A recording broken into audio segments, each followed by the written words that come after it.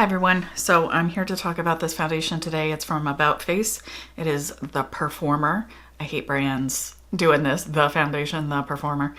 Very awkward. The shade I have is F1 Warm, and there are two other shades that are, I think, one other shade that's kind of a similar lightness but a different undertone, and then one that is lighter than that. I tend to, these days, try to stick to things that are a better match undertone-wise for me, so that's why I got this one, even though it might be a little dark. So before I get too much into it, let's take a look at the swatches and see how it compares to other things in my collection. So this is the About Face in F1 Warm.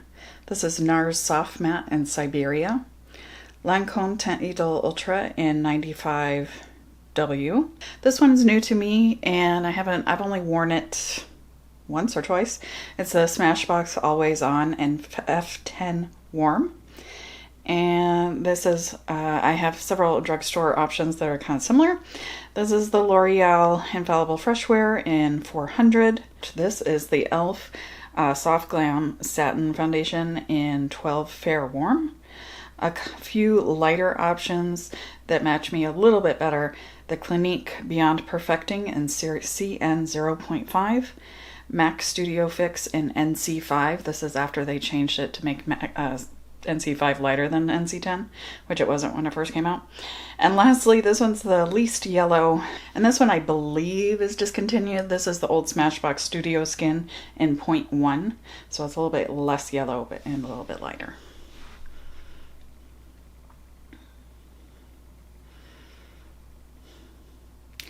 All right, so the color is a lot like several other things I have in my collection, so it's definitely a good tone for me. I wish it was a little bit lighter, but that is the case for a lot of things.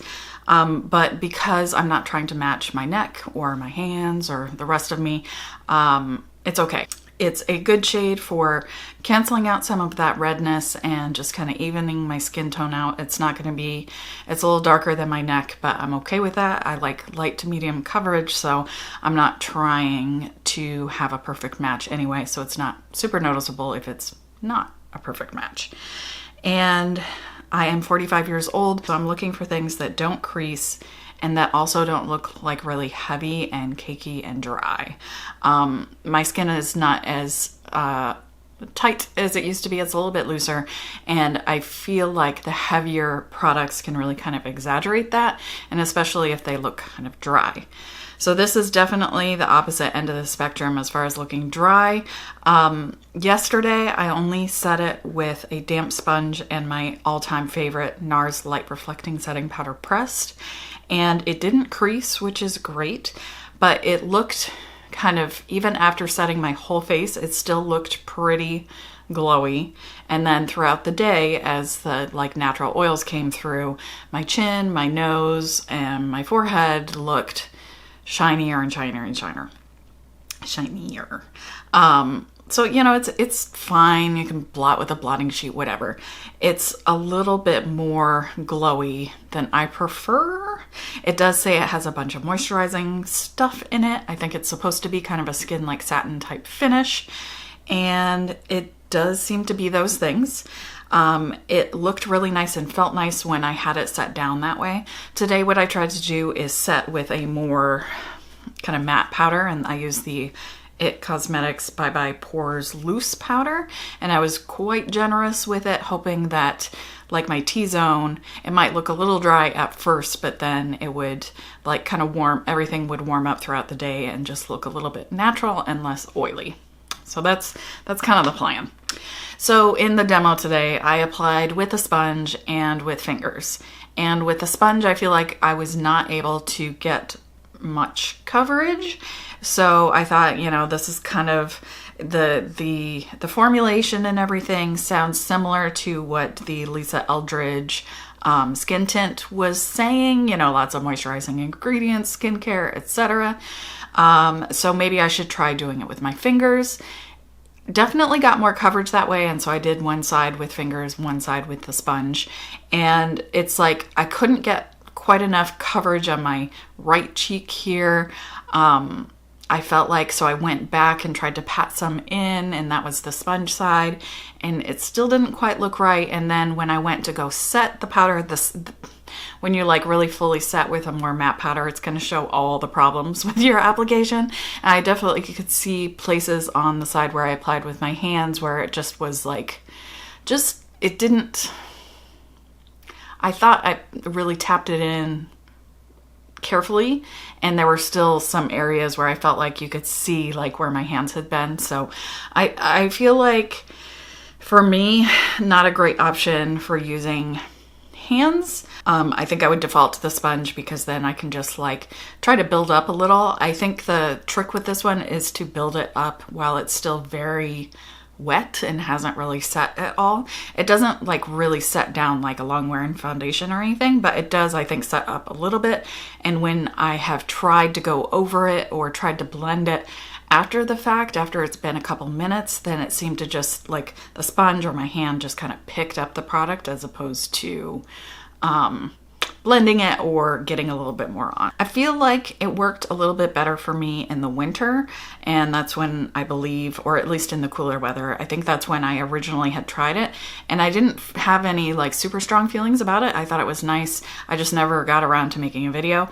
Well, now it is like unseasonably warm where I am in Connecticut, and we've been having really hot days, and so my skin is definitely more oily, it's more humid, you know, it's just like, it's always going to be a lot harder on makeup to look nice and wear nicely. And I feel like I notice more of the kind of incompatibility with my skin type in this type of weather. There's a couple things I like about the packaging, or maybe one thing I like about the packaging and one thing I hate about the packaging. I do enjoy, you know, we all enjoy a like click close bottle, but what I really dislike is how tight this is, and you have to like wiggle carefully, because if you just pull it straight out, it can make foundation go flying everywhere, which I absolutely have done.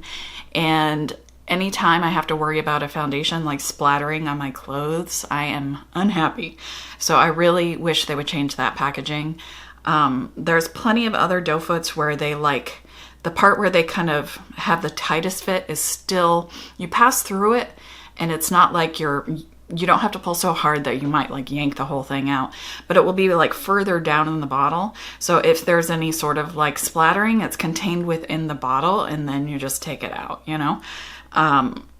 So I just feel like it's kind of not great packaging design. It looks pretty, but I definitely, if you're gonna do a doe foot, I don't like that. It's not my favorite delivery mechanism for foundation anyway. I would much rather have a pump, wouldn't we all really? Or like a squeeze tube. Squeeze tubes are fine too. So that's my big gripe with the packaging. It doesn't have a scent, which I appreciate. And it's a reasonable price for kind of, it's like a mid-range, you know, it's not high-end, it's not drugstore, it's kind of in between. All things being equal, the formula is just not for me. The color is fine. So for me, it's just kind of like, you know, it's fine. I'm not going to reach for it though. There are other things I'd much rather wear. So there you go. Maybe that's why I never got around to doing the review for it, because I just didn't feel super strongly about it. I don't know. Oh, one other thing I did want to mention, I tried it under my eyes, and when I had like very, very little product, because one side I had more than the other, the very, very little product side, it didn't crease, but the side where I had like some coverage and more product, it did crease by the end of the day. Even though I set it with my favorite, best setting powder, it still creased. So I just went ahead and used a regular concealer under my eyes today. I used Shape Tape because I have a little itty bitty, like it must have been a travel size. I don't know. It's very tiny because my old Shape Tape is super old. What I really wanted actually was the NARS concealer in Chantilly, but I don't know why. I just can't convince myself to buy it, even though like I used a full size of one. Whatever. Anyway, thank you so much for taking the time to watch this video today. Let me know if you have any questions or comments. I always love hearing from everyone in the comments. That Lisa Eldridge skin tint video got a lot of comments, and we got to chatting a little bit, and I really appreciate it. That's what makes doing these videos interesting and compelling. And since it's not reaching a lot of people these days, getting some comments definitely helps make it feel like it's worth my time.